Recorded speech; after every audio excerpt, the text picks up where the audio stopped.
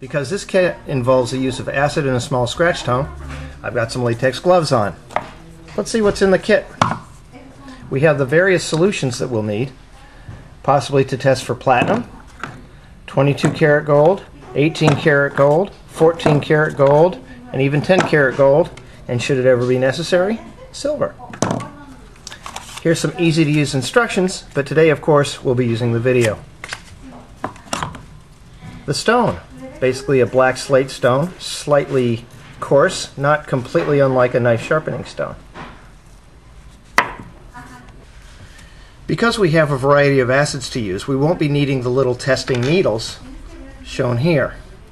What I have in front of me is a white ring, not sure what metal it is, but I'm going to put a scratch test on here so we can test it for a couple of different materials. Once, twice, 3 times, 4 times, 5 times. Because this is a white metal, someone might be thinking it's platinum.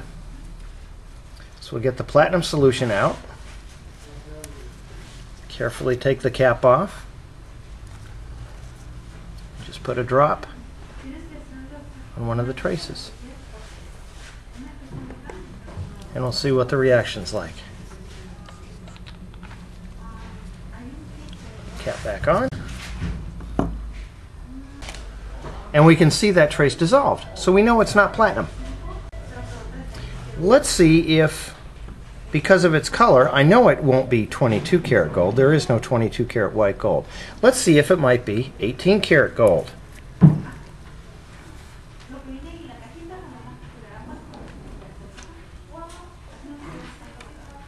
Again, we put the cap carefully back on, and we see that trace also has dissolved.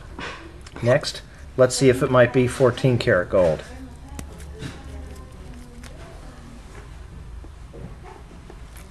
And it dissolves immediately. We've gotten just a little dust from the inside of the box. It's not important. Let's see if it's 10 karat gold.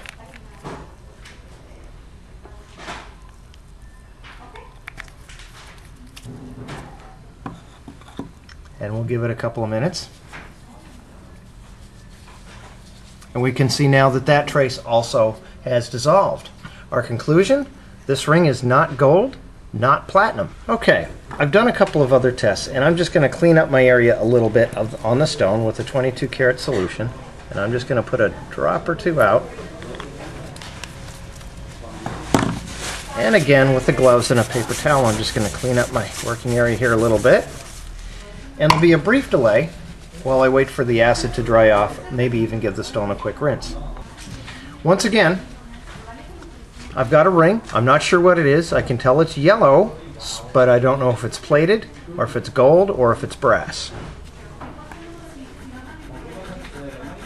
And I'm making no assumptions about what the carat might be either, if it is gold. Because it's yellow, we know it's not platinum, so we'll dispense with that test right off the top. But let's start at the highest value, 22 karat.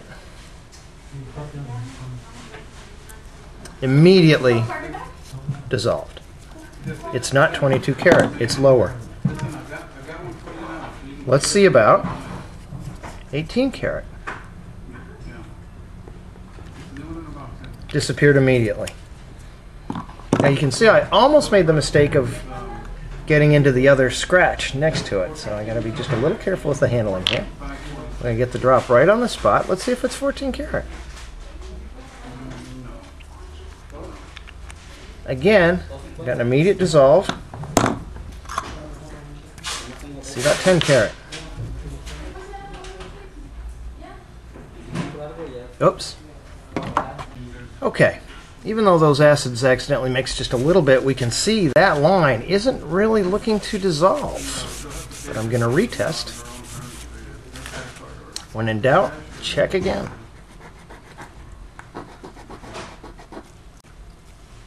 One more scratch. Go straight to the 10 karat. Put a drop on there. I'm confident that this gold is at least 10 karat. We see it's not dissolving. So, if I were to buy this as scrap, I would buy it as 10 karat, not as 14 karat. Now, this is not a test that's accurate enough to be checking your suppliers. This is really just for buying gold over the counter.